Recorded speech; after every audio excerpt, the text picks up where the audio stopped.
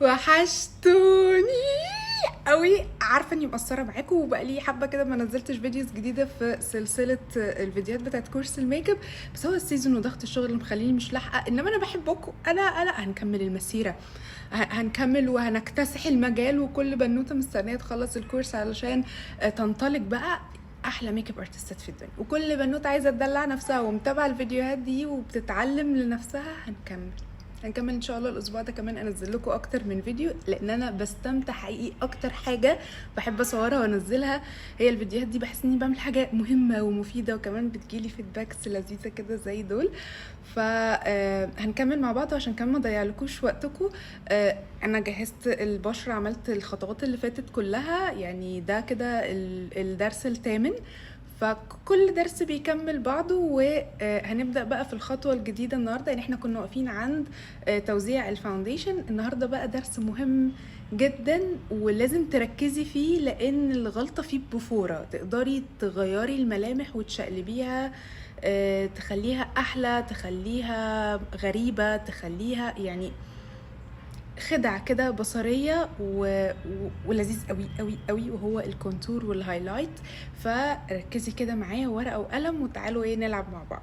اول نقطة لازم نعرفها، ايه هم اصلا الكونتور والهايلايت؟ هم عبارة عن ايه؟ دي منتجات بنستخدمها في الميك اب، في منها الكريمي والباودر. الكريمي يعني الكونتور مبدئيا بيكون لونه جاي على جراي، تمام؟ يعني مش البنيات الدافية اللي جايه من الشمس والتان لا، مش برونزر من الاخر، ده هنجيله بعد شويه. لا، الكونتور بيبقى ظل، فبيبقى اللون بتاعه رايح على الجراي شويه، تمام. الكريمي بيجي في كذا شكل، منتج كريمي بالالوان دي بالدرجات برضو، فاتح وغامق حسب تون البشره. ممكن يجي في شكل علب مثلا مضغوطه كريميه، ممكن يجي في شكل ستيك، ممكن يجي في اكتر من صوره. اما الهايلايت بيبقى برضو لو كريمي، بيبقى فاتح، درجات فاتحة، ممكن يبقى جاي على اصفر سنة، ممكن يبقى جاي على بينك، ممكن يبقى محايد، يعني ده بيبقى حسب الاندرتونز اللي اتكلمنا عنه قبل كده. ودرجاته برضو فاتح قوي ولا غامق قوي، بيبقى حسب التون اللي بره. بيجي برضو في صور كتير زي الكونسيلر، زي برضو علب كريمية، زي ستيكس، برضو بالاشكال دي. والباودرز نفس الفكرة، بس بدل ما الفورمولا بتاعته كريمي، لا هو باودر، تمام. برضو الكونتور بيجي منه باودر، والهايلايت ممكن يبقى كومباكت باودر، ممكن يبقى لوس باودر نعمل بيه بيكنج، ده هنشوفه برضو فيما بعد. بس قلت اعرفك الاول على المنتجات نفسها شكلها عامل ازاي. وبما اننا واقفين عند المرحلة دي موزعين الفاونديشن اللي هو كريمي، تمام، لازم تحطي بقى في دماغك قاعدة واحدة اساسية طول ما انتي شغالة في الميك اب، ABC. حطي المنتجات الكريمية كلها ورا بعض، بمجرد ما ثبتي البشرة بالباودر يبقى كل المنتجات الباودرز تيجي ورا بعض، تمام. ما ينفعش احط حاجه كريمي وبعد كده احط فوقيها حاجه باودر وبعدين ارجع احط تاني حاجه كريمي وحاجه باودر، فانت كده بتعملي كيكه حرفيا. دي طبقات هتكلكع، هتقشر وتشقق وتفرول وما ينفعش. لكن لما تحطي حاجه كريمي فوقيها حاجه كريمي زيها، هيندمجوا مع بعض وتعرفي توزعيهم بشكل هيتجانسوا مع بعض. وبعدين حطي اي حاجه كريمي هيمشوا، الدنيا هتمشي. ثبتي بقى بالباودر، فخلاص التكتشر بقى باودر، ما ينفعش تحطي كريمي يمسك فيه تاني، فلا، باودر يتحط عليه باودر زيه، يبقى قادرين يندمجوا والدنيا تبقى حلوه. فاهمين قصدي؟ يعني معنى كده انا دلوقتي حاطه الفاونديشن كريمي، يبقى لما اجي استخدم الكونتور والهايلايت اختار الكريمي منه ولا الباودر؟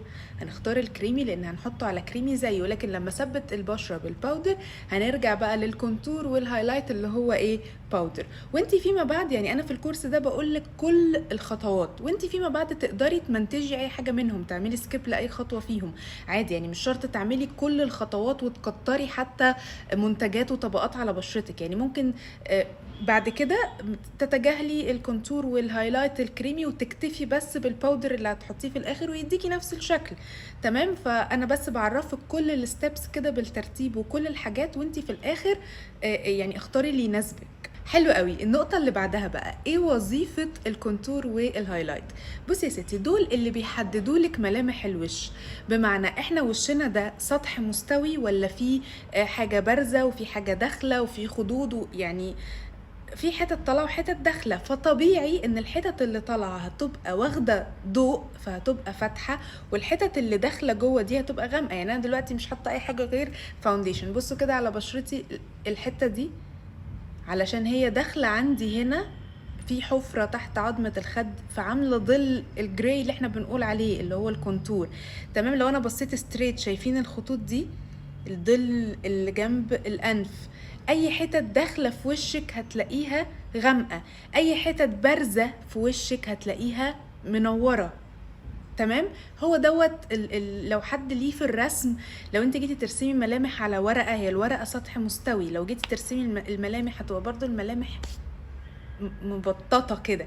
ايه اللي يخلي الرسم على الورقه الوش باين كانه وش طبيعي؟ هو اللعب بالظل والنور. تمام، فالكونتور هو الظل اللي هو الحتت اللي داخله، فنقدر انحت الوش.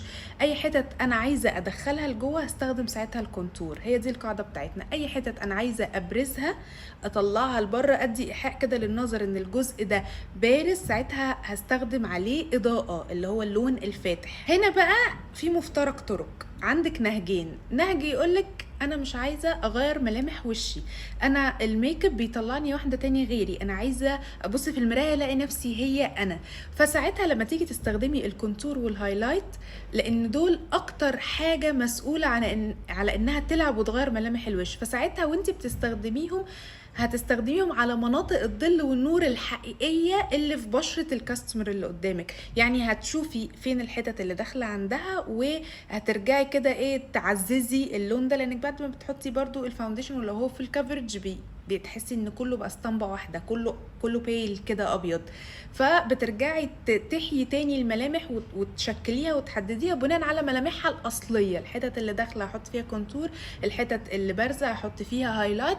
كده هي هتبص في المرايه هتلاقي نفسها هي مش واحده تاني مختلفه. النهج التاني هي ان انا اقدر بقى العب بالكونتور والهايلايت واغير واعدل حاجات في ملامح الوش. بمعنى انا عندي الجبهه عريضه وطويله، طيب احنا قلنا لو انا عايزه حاجه ما بينهاش بستخدم اللون الغامق، لو انا حاجه عايزه يعني اديها ايحاء بالظل انها مش موجوده او انها صغيره، فساعتها اقدر احط لون غامق هنا، فالنظر لما يجي يبص عليكي هيشوف الجزء الفاتح اللي تحته هنا غامق، فهيديني ايحاء ان هي صغرت. نفس الكلام هنا في الدبل تشين، انا لو عندي لغد مضايقني وغمقت الجزء ده هيبان كانه ظل زي ده، لان ده الظل الطبيعي اللي عندي، لكن ده لا دي دهون. فانا لو حطيت في دي ظل برضو جراي زي ده هيبان كأن كل ده ظل. الموضوع كله لعب بس خدعة بصرية. تمام، انا عايزة ارفع خدي، يعني عايزة اشد كده الخد لفوق.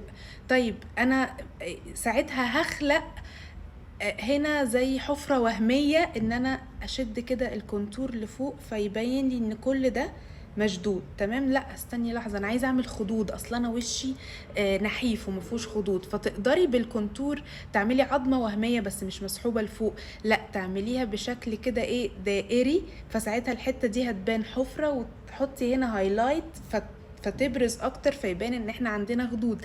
فالموضوع لذيذ كله ولعبه. بس هل انا كده هتلخبط بقى وعايزه احفظ الوجه النحيف بنعمل فيه كذا، الوجه الطويل، الوجه المستدير، الشكل قلب، الشكل بيضاوي، مش عارفه ايه؟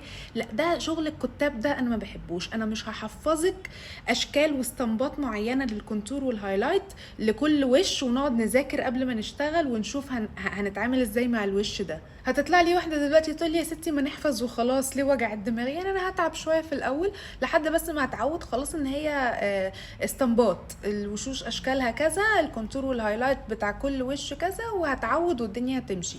لا، لان انت الوشوش بتجمع ما بين كذا شيب وبتجمع ما بين كذا حاجه، فساعتها يعني ممكن واحده وشها مليان بس مستطيل، وواحده تانية وشها مليان بس مربع، وممكن لما يجمع ما بين كذا حاجه تعطلي بقى ساعتها وتحتاسي استخدم المفروض ده ولا ده. فلا، انا عايزاكي انتي اللي تشوفي الوش وتبقي حاطه في دماغك ايه معايير الجمال اللي تحاولي تقربي الوش ده ليها. بمعنى ان الستاندرد مفروض للوش اللي هو احسن شيب بيكون البيضاوي، فانا هشوف بقى وش الكاستمر اللي قصادي عامل ازاي، احط في دماغي الصوره البيضاويه واقرب وشها ليها. بمعنى انا لقيت وشها عريض قوي هنا والجزء ده مليان خدود، انا عايزه يبقى شكله بيضاوي، اذا انا محتاجه انحف منه شويه، يبقى هحط الكونتور من الاخر ورا. طيب انا الوش اللي قدامي مستطيل، فانا شايفه الجبهه هنا مستطيليه كده، لا انا عايزاها تبقى نازله بيضاوي، اذا انا محتاجه احط الكونتور في الجناب. وهكذا تشوفي شكل الوش وتحاولي تقربيه للبيضاوي. في مقياس تاني للجمال برضو عايزاكي تحطيه في دماغك، وهو ان الوش نقسمه 3 تلتات. المفروض ان كل تلت يكون مساوي للتاني، يعني الجزء ده التلت ده قد التلت ده قد التلت ده. فبرضو انتي تبصي على الكاستمر عندها جزء اعرض من التاني، يعني مثلا التلت اللي تحت ده الدقن عندها طويلة او الفك هنا عريض، فالتلت ده اكبر من دول، اذا انا محتاجه احط كونتور في الجزء اللي من تحت ده علشان الجزء اللي يتبقى يبقى مساوي للاتنين التانيين. او زي ما قلت من شويه الجبهه عريضه قوي، فالتلت ده اكبر من التلتين التانيين، فانا محتاجه اكل جزء من فوق. هنا الجزء ده كبير، المناخير طويله، يبقى محتاجه اقصرها شويه، وهكذا. فانت هديكي هما مقياسين للجمال، طبعا هي المعايير كتير قوي، بس دول الاساسيين اللي تقدري تحطيهم في دماغك، ان احنا عايزين الوش يكون بيضاوي، عايزين نساوي الثلاث اجزاء دول ببعض. لو حطيتيهم في دماغك واي وش بقى هتشتغلي عليه بعد كده تحاولي تقربيه للمقاييس دي، يبقى انت كده عملتي احسن كونتور وهايلايت في الدنيا. بس مش عايزاكي تثبتي خطوات للكونتور والهايلايت وتعمليهم لكل الناس وتطلعيهم كلهم شبه بعض. تمام، انت لازم تسمعي العميله بتاعتك حابه ايه. ما هو الميك اب ده اذواق، واكتر حاجه ما ينفعش تقولي مثلا اصل دي موضه وبطلت، لا، هتلاقي في ناس حابه الموضه اللي بطلت دي وعايزه تعملها. ما ينفعش مثلا تشوفي فيديو حد بيعمل كونتور وهايلايت بشكل معين فيعجبك انت، لكن ممكن ما يعجبش حد تاني. فالموضوع في الاخر اذواق واغراض. انا عايزه اطلع شكلي عامل ازاي من الميك اب، فاوظف الكونتور والهايلايت ان هو يساعدني ان انا اعمل ده. انا عايزه ارفع وشي، عايزه لا يبقى فيه خدود، عايزه وشي يبقى شكله عريض. يعني ما تحفظيش اسطمبه معينه وتعمليها. او انا متعوده اشوف ان هم بيحطوا كونتور هنا. طب يا ستي انا قابلتني واحده القوره بتاعتها صغيره، طب احط لها كونتور اصغرها اكتر من اصل هم بيعملوا كده. لا، بنحط كونتور في الجبهه يا حبيبتي، هي مش قاعده ثابته، يعني انت محتاجه تحطي كونتور هنا ولا لا. يا ستي هي واحده قورتها كبيره وهي بتحبها كده، لا انا هحط لك كونتور. خلاص هي حابه شكلها كده، خلاص هي حر. فلازم تسمعي العميله في الاول خالص وتعرفي هي حابه ايه، حابه شكل الميك اب، البشره، اللوك، العيون، درجه الروج. لازم تعرفي هي حابه ايه عشان ما تبقيش انت ماشيه في اتجاه وهي دماغها في اتجاه تاني. تمام، لازم تبقي ملمه برضو بالترندات وبالحاجات الجديده وهكذا، عشان تبقي عارفه كل الاذواق وكل الوان الميك اب، فتقدري يعني الكاستمر اللي جايالك تعملي لها اللي هي عايزاه، لان مفيش حاجه معينه كلنا هنتفق عليها. وما تحفظيش، لا تحفظي اسطمبه كونتور وهايلايت معين، ولا تحفظي اشكال مختلفه للوشوش المختلفه. لا، انا بشوف الوش بتاع الكاستمر، انا حاطه قواعد معينه في دماغي، انا بسمعها هي عايزه ايه وبعمل توليفه بناء على كل ده، وبعرف اوصل في الاخر شكل الميك اب اللي انا عايزاه. والنقطة اللي بعدها بقى كفاية كلام نظري ونطبق عملي الكونتور والهايلايت. هوريكم كذا شكل ونشوف اصلا بيتوزع ازاي، وازاي ادمج الكونتور والهايلايت من غير ما يدخلوا على بعض وابقى ولا كأني في الاخر عملت حاجة. كنت بصور جزء ما تسجلش، مش مشكلة نعيده تاني. دلوقتي بقى هعمل الكونتور والهايلايت على شكلي انا. هستخدم السيركل بتاعت كيرلان. اوزع بقى، هي كريميه فيها درجات كتير للكونتور والهايلايت، فيها درجه برونزر اللي هو الدافي اللي هنجيله فيما بعد. انا بقى دلوقتي اوزعه بايه، استخدم ايه، فرشه ولا بيوتي بلندر ولا ايه، والفرشه يكون شكلها ايه. هتلاقي ناس كتير في الفيديوز بتستخدم الفرش الفلات في توزيع الكونتور. انا مش بفضل، طبعا مع اختلاف حجمها، دي حجمها صغير ممكن تبقى اكبر، المهم احنا اتكلمنا في درس الفرش، المهم ان هي فرشه فلات. انا ليه مش بحبها؟ لان هي هتحط لك خط صريح، وانت لو حد مش شاطر قوي هتتعبي في دمجه، ان انت تخليه ما يبقاش باين. يعني احنا في الاخر مش عايزين نبان مخططين ومقلمين وعاملين خريطه في وشنا، يعني احنا في الاخر عايزين ناخد الافكت بتاع الكونتور والهايلايت من غير ما يبقى محدد قوي وصريح. فدي هيصعب عليكي الدمج فيما بعد. انا بحس ان الاحسن ان احنا نستخدم فرش كابوكي بس تكون صغيره. في كابوكي كده بتكون عريضه او مدوره، المهم ان هي هتحط لك بقى الكونتور شبه مدموج.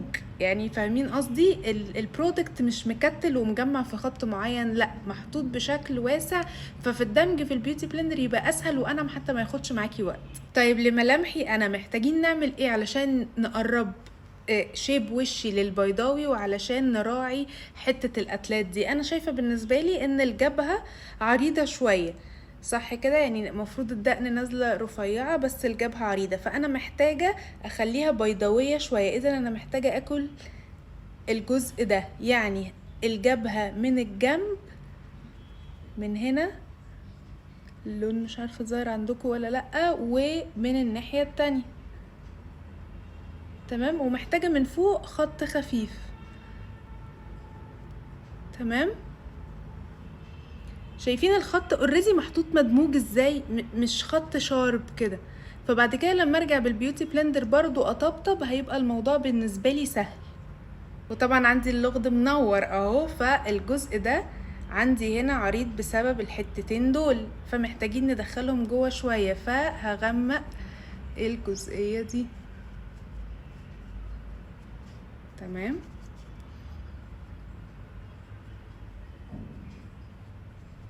طبعا احنا لما بنعمل الكلام ده مجرد خدع، يعني خدع في التصوير بس كده هيبان ان هي ضل، لكن مفيش واحده تبص في دماغه تقولي ما اللغز ده لسه موجود اهو. ما هو هيفضل، هو انا شفطته مثلا عملنا عمليات تجميل؟ ما هو موجود. احنا بس ايه، بنلعب بالاضاءات ان انا ما سلطش الضوء على الحته دي، اغمقها فما تبقاش باينه قوي. فاهمين قصدي؟ نيجي بقى للشيب بتاع الخد. في بقى ناس بتكون عندها الجزء ده عريض، فلو الجزء ده عريض وانت عايزه ترفعيه يبقى الخط تاخديه بالطول، فهيدي رفع للوش. انا عندي برضو الجزء ده عريض، حتى الفك عندي من هنا عريض، عشان كده حطيت على الفك هنا وهنا وعلى اللغد. الجزء ده برضو عندي عريض، فانا دايما بحب الكونتور اسحبه لفوق كده. فاهمين قصدي؟ ده هيدي رفع للوش. يعني بصوا حتى الفرق بين هنا وهنا، وانا لسه ما عملتش اي حاجه، لا حطيت هايلايت ولا حطيت اي حاجه، انا بسحب لفوق. طيب لو انا عايزه الوش رفيع وعايزه اخليه عريض، بتاخدي الخط من عند الودن هنا بشكل عريض كده، فيدي الوش عرض بدل ما يديه ارتفاع. طب انا عايزه اعمل خدود، ساعتها هتعملي قوس كده وهتحطي هايلايت هنا، فهيبان ان الخد رفع هنا، عملنا خد.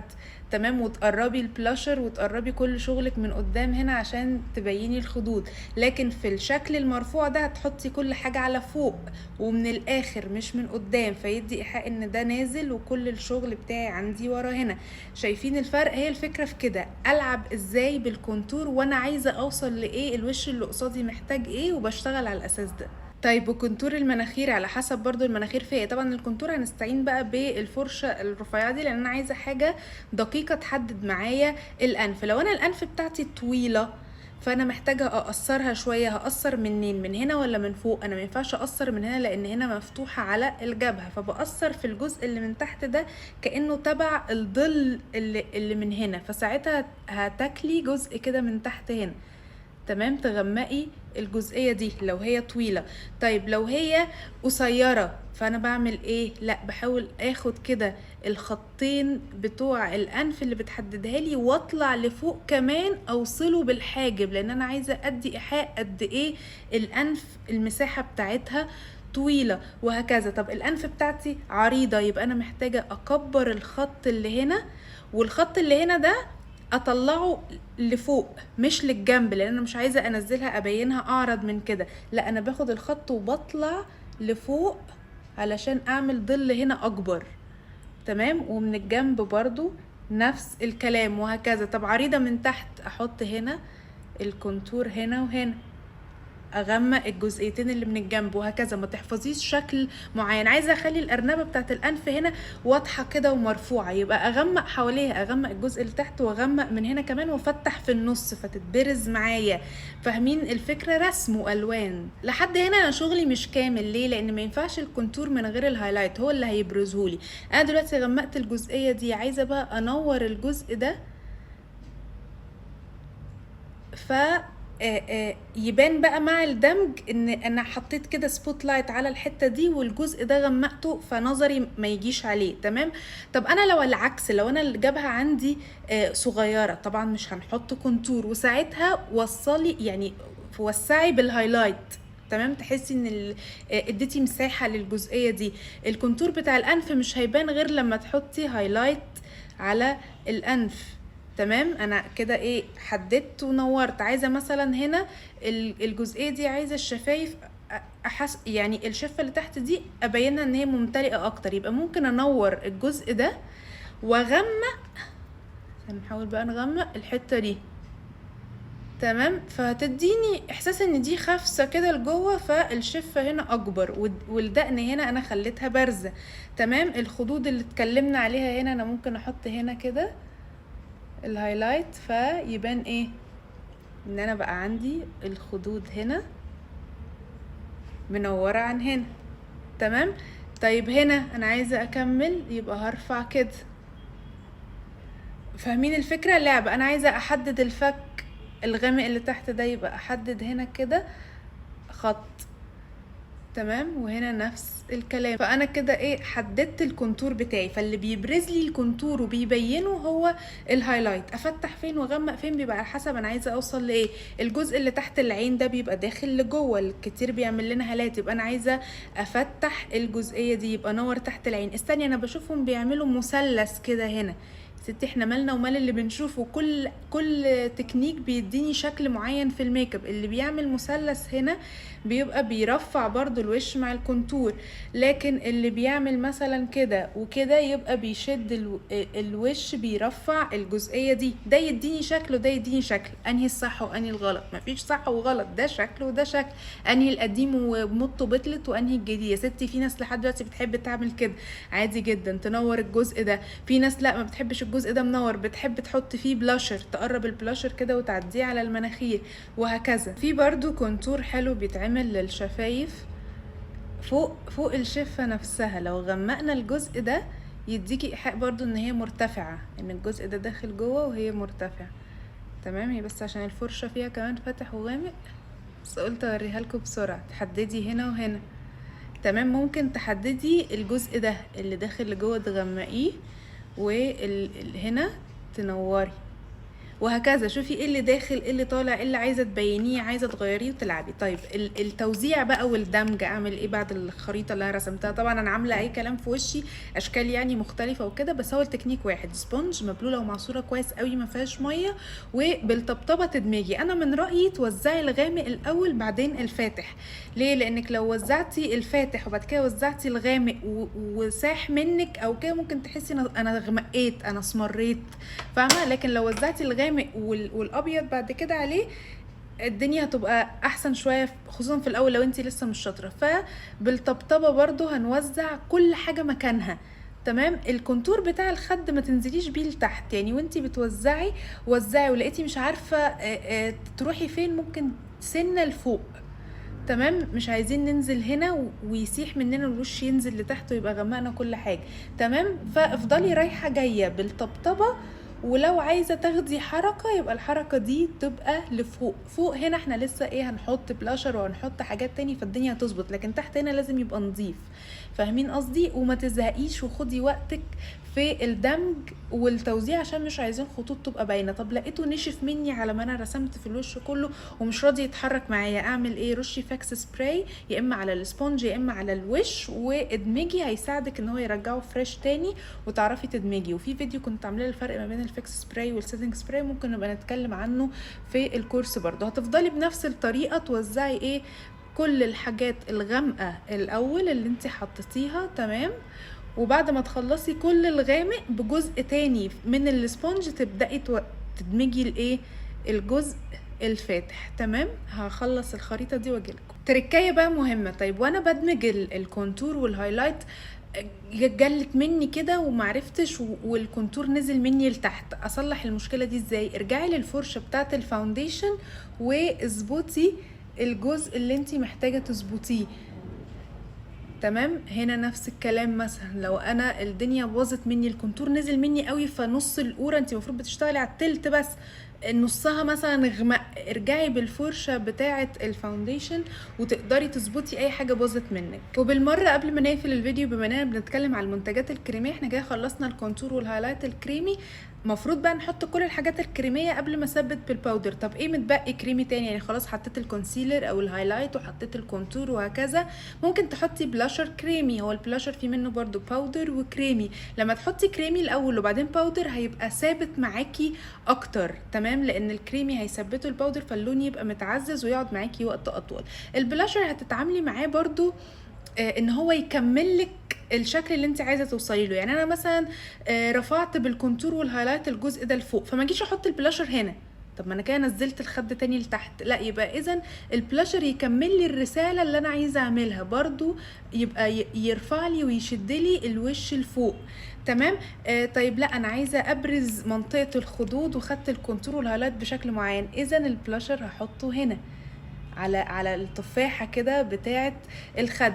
في البلاشر الصيفي اللي هو كانك واخده تان، بتعدي البلاشر على الجزء ده من النص هنا، تمام. في برضو يعني انا برضو بحب اعمل كده، ان انا احدد الجزء ده، يعني بيدي دمويه شويه للوش، ما يبقاش كله بيجات وفاتح وغامق، وفاهمين قصدي، لا، عايزه ادي شويه توريد او دمويه، فبحب احط هنا. في ناس بتحب تحط هنا برضو في الجزء ده، تمام، بدل ما يحط برضو كونتور، لان الجزء ده لما بيتحط فيه كونتور وهايلايت بيبان وانتي بتحركي كده ان الجزء ده منور، فاهمين قصدي. هي الفكره بتاعت الهايلايتر ايه اللي احنا هنجيله فيما بعد، اللي هو الجليتر البرونز، ان احنا وشنا اصلا اي مناطق عاليه اللي هي اللي بنحط فيها الهايلايت، لما بتيجي تتحركي مع الضوء بتنور، تمام، لان الضوء بيتسلط عليها، فالمناطق العاليه دي بتدي اضاءه طبيعيه، تمام، لو الضوء اتسلط على وشك. فمن كتر بقى المنتجات اللي احنا بنحطها، وخصوصا بعد شويه لما هنثبت بالباودر، فاحنا بنقفل البشره بنكتمها، فضيعنا اللمعه الطبيعيه اللي فيها، بقت مات كده ومطفيه. فيجي بقى وظيفه الهايلايت في كده. ففي ناس بتحط برضو البلاشر هنا وتحط الهايلايت، فيبقى مورده ومديه برضو ايه، اضاءه طبيعيه. طريقه الدمج هي برضو، انا بطبطب الحاجه بوزعها في مكانها. وطبعا البلاشر بيكون ليه اشكال كتير، ممكن يبقى كريمي زي اللي حطيناه، ممكن يبقى ليكويد، ممكن يبقى تنت، فانت برضو لازم تبقي عارفه طبيعه المنتج اللي انت بتستخدميه، عشان تعرفي مثلا ده لا محتاج يتوزع بسرعه، لو سبته شويه بينشف فبيثبت في مكانه، بيبقى صعب يتحرك. ده مثلا النقطه منه بتفرش معايا منطقه كبيره قوي، فمش محتاجه اكتر كميه منه، وهكذا. نيجي بقى للهايلايت اللي كنا لسه بنتكلم عنه. انا ايه الاماكن اللي عاده هتنور في وشي؟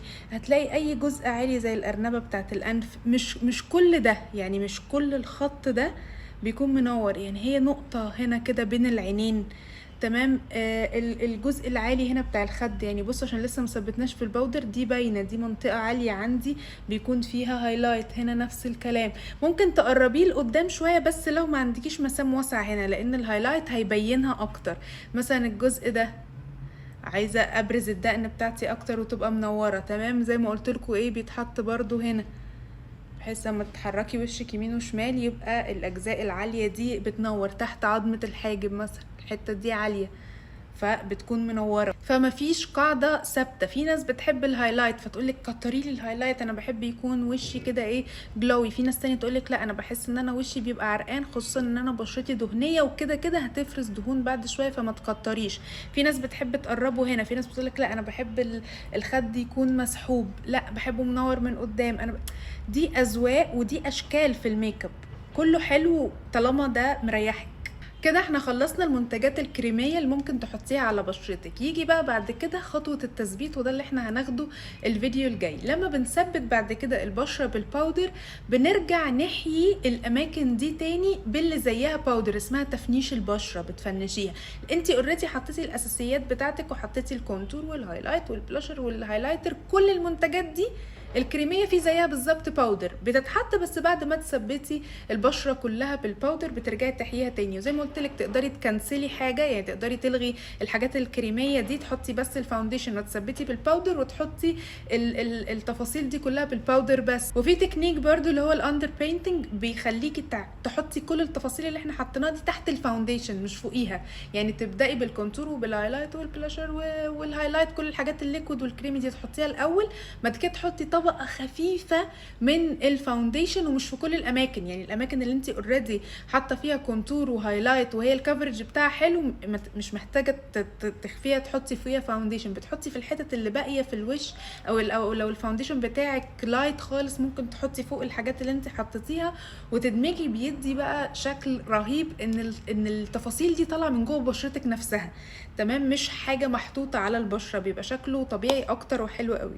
كده نكون خلصنا الدرس الثامن. الفيديو الجاي زي ما قلت لكم طبعا هاجيلكم غير الشكل ده، هنكون واقفين عند مرحله ان احنا حاطين كل المنتجات الكريميه بقى بشكل مظبوط على ملامحي، وواقفين عند التثبيت.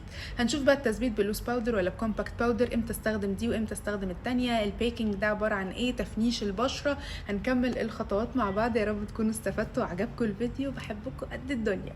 باي.